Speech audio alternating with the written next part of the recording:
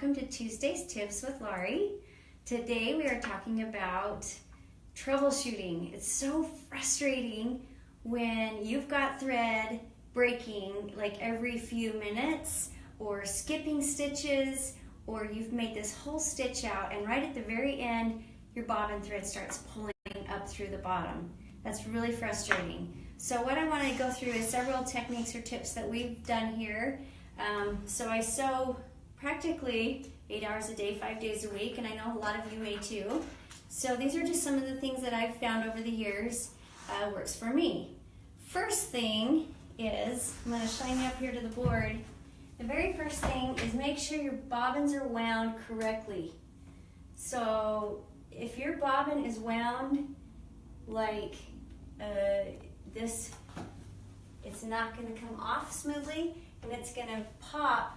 It's going to be tight, loose, tight, loose, tight, loose, back and forth, and so you're not going to get even stitches in it. It'll probably skip stitches. That can be one of the reasons. So make sure that your bobbin, when you wind it, it should be nice and straight on that bobbin. That's your first thing. The second thing would be prevention. If you can do these few things, it will prevent a lot of breaks that you will have in the future. First thing is clean the machine. I'm sure a lot of you've got your manuals, or there's online helps, tutorials you can get on YouTube for your particular type of machine. It's amazing how much lint shows up from fabrics, cottons, sometimes thread. Even if you're using some of that rayon thread, that polyester thread that should not have any fraying, you will have stuff from your actual fabric, because fabric is mostly cotton that we usually quilt on. So make sure you clean the bobbin area is the most important place, and oil that bobbin area. And there's a lot of times where I will have somebody's thread breaking, and then I'll come clean out the bobbin area, add some oil, and it doesn't break, and they think, what happened? How come it's not breaking anymore? It's amazing, because what happens is that thread is coming down and around that bobbin case how many times per second? You know, like 600 times per second. So if that area is dirty at all, it's going to have more friction, and it's going to rub, and pretty soon your thread's going to rub until it breaks. New needles are so very important. So first I'm going to talk about needles. These are the ones that we use here in our office, mostly for embroidery.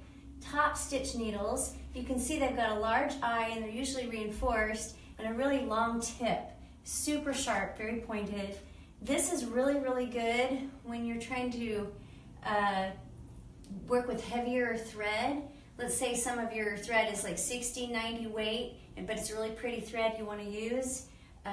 Also for the metallic threads, you'll want to put some of your oil, your sew oil, ease. It's actually specifically for your threads. Don't use your oil machine, but it's an oil that you put on glitter threads. You'll want to use that on the glitter thread, and then use a top stitch needle. It has a larger eye, allowing for that thicker thread to go through. Also, if you're doing zippers, I highly recommend using the top stitch when you're doing the zippers. Your embroidery needle, it's actually really well built for the quick stitches that happen with embroidery. It's got a little bit smaller eye. It's a little smaller, more blunt tip. But 7511 embroidery needle is what we use probably 80% of the time when we're doing our stitch outs. Now sharps needles, you can see it's super sharp point, and it is really recommended if you're going through like puffy foam, thicker layers, Levi, thicker linens, anything like that. I would recommend putting a sharps needle in. And you also have your universal needles.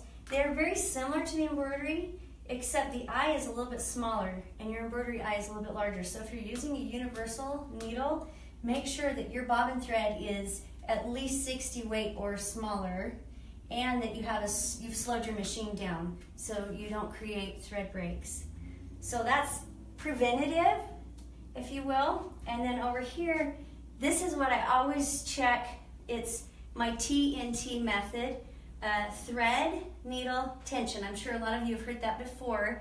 When you check your thread, I always go right straight to my top thread very first, because that is one of the, if you look over here at the sewing machine, your thread comes from the top, it goes down through the machine, it comes down, it's looping around your bobbin. So chances are that is going to be where the issue lies. once in a while it will be your bobbin thread. So I always check and rethread your upper thread. It does come undone sometimes. It doesn't stay in there perfectly, but it does really well. Thinking about how many stitches you take per second, before there's any issues. That's the first thing I check. The second thing is check your bobbin thread. Make sure that it didn't pull out somehow or that it didn't come pop underneath the bobbin. So for example, sometimes the drop-in bobbins, if it's dropped in and you've got it, sometimes it might pull down underneath the bobbin, and if that happens, it's going to start really pulling hard and it's going to break that top thread. So I pull this out and I redo it. So sometimes it'll snag and go down underneath. Now, if that's the case, check your bobbin for wear. Meaning these are plastic. This plastic wears pretty good, but it's still gonna wear out and you're gonna need to replace those bobbins once in a while. You can't keep the same bobbins forever and ever when they're plastic. So make sure your bobbin, if you're starting to see scratches on your bobbin on either side, that means it's rubbing and you'll need to go back, clean your machine, oil it, and put in a new bobbin. And the next thing, needle. Check your needle. If you inspect your needle, if it's even slightly bent, it's gonna start shearing your thread. I'm going to show you kind of what that looks like. I don't know if you can see this. Maybe it's a little easier against the table. You can see right here, and you can see how it's sucking it up on the thread. That means it's not allowing that full amount of thread down through because it's rubbing against the bobbin. Your needle is rubbing against that bobbin and it's starting to shear your thread, and that will cause a break, or if your needle is gummed up. So new needle, every 8 hours of stitching is the recommended by most needle companies. So that's like 1 day, right? For those that like to sew, or even change 2 needles. You'll have 2 or 3 needles in one large quilt or one large project. So every 8 hours, change that needle. And the last thing is tension. Now when you see your bobbin thread coming up, that's so frustrating. So what I like to make sure I check your weight of thread. I have lots, so there's Isocord, we've got Glide, we've got all kinds of brands here that we use. So I want to make sure that the weight of my top thread matches the weight of my bobbin thread. That's what's recommended on most machines. You can go to your manual for your specific machine. Some of the older machines like the 90 weight bobbin thread. But if you're stitching a small wording out on your embroidery machine or on your sewing machine and you see bobbin thread coming up to the top, go back and double check your weights of your thread. We like to use 60 weight most of the time. We'll use 60 weight on small wording and times where the bobbin thread's pulling up through the top. I don't recommend messing with tensions yet. I recommend trying a few things before your tension would come into play, because a lot of these newer machines are automatically set at a good setting for tension.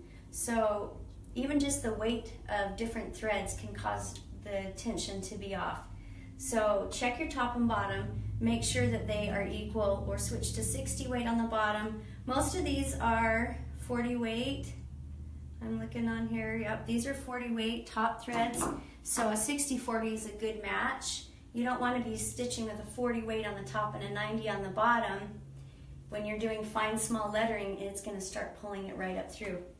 The second, tension control. Some of the bobbin cases have a tension on them, so if you've got a bobbin similar to this and it's a front loading bobbin, you'll have a tension. You have these little tiny screws right there, and that will tighten or loosen, and it will depend on where you want it set. And then when you pull this, you can feel the tension tighten or loosen by how fast or smoothly you want it to come out, really quite smoothly and easily. Because remember, any friction against this can cause a thread to break. So you'll want to check that. And the other thing is the height of your presser foot. So when you're sewing, this comes down, it's trying to meet the exact same time as it hooks with your bobbin thread, and it wants to meet right at that point where your fabric is, so that you have perfect amount of thread from the top and a perfect amount of bobbin thread from the bottom so that they meet right on that thread line. And you mostly want your bobbin to stay underneath, right? You don't want your bobbin popping up to the top. Well, if you've raised your presser foot height for some reason, say a zipper, you've been trying to get through a zipper and then you don't put it back down, it's going to cause that meeting to happen above the thread, or above your fabric, sorry, instead of below your fabric where you want that bobbin thread to stay. So adjust your presser foot heights. Make sure that those are correct for the amount of fabric or thickness that you're stitching on.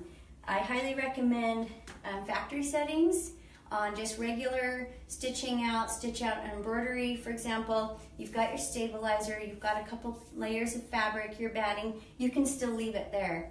But if you're going to add puffy foam and zippers on top of that, and it's starting to catch because it's too low, make sure you raise it a little bit, finish that stitching of that area, and then put it back to where it was.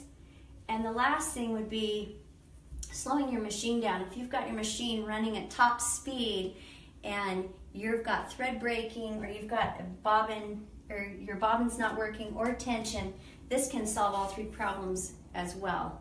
So those are a lot of the different things that you can try, and it's amazing how all of these have to line up just so for everything to turn out just perfect. So they may seem small. I know I've had a lot of times where I'll say rethread it, and they're like, I just threaded it. It's got to be right. Well, if you've rethreaded it, then go to bobbin thread. If you've done that, check your needle. And remember, every 8 hours you want to change that needle. And go look at the weights. Be familiar with the weights of your threads that you like to use and stitch with. And these are really important to get the right tool for the right project.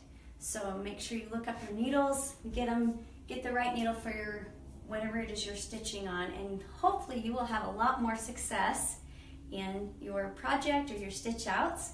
If you have any other comments or any questions, please leave a comment and I'm happy to answer those, and I appreciate anybody else's tips that they have. Thanks so much, and we'll join you next week, next Tuesday. Bye.